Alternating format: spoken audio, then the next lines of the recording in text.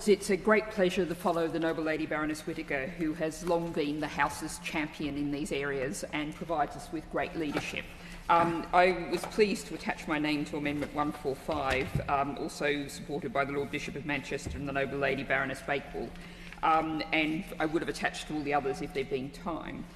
I'm just going to put the context of this. Noble Lords who follow the Oxford Dictionary of National Biography, on the weekends they focused on, the biography they focused on was a woman called Elizabeth Canning, who in the 18th century was one of the most celebrated criminal cases of the 18th century. And she was a maidservant who was disappeared for a month and said that she had been kidnapped.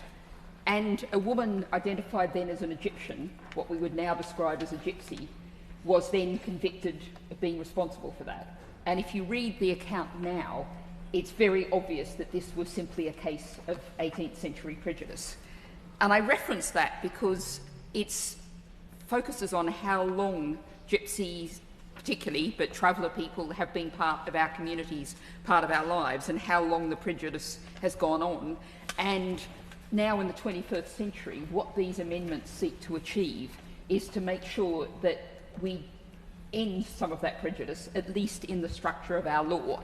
And we can't always address people's attitudes here in Your Lordship's House, but we can address the law and make sure that there is provision for the housing needs that are so crucial.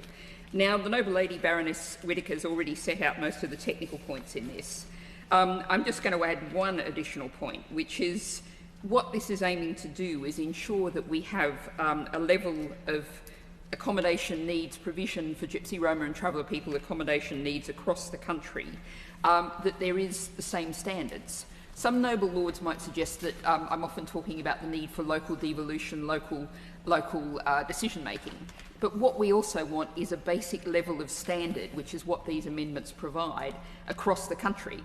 That doesn't mean, of course, that a local authority could not go better than the basic standard. This is saying there have to be standards, there has to be provision, and that has to be the crucial starting point.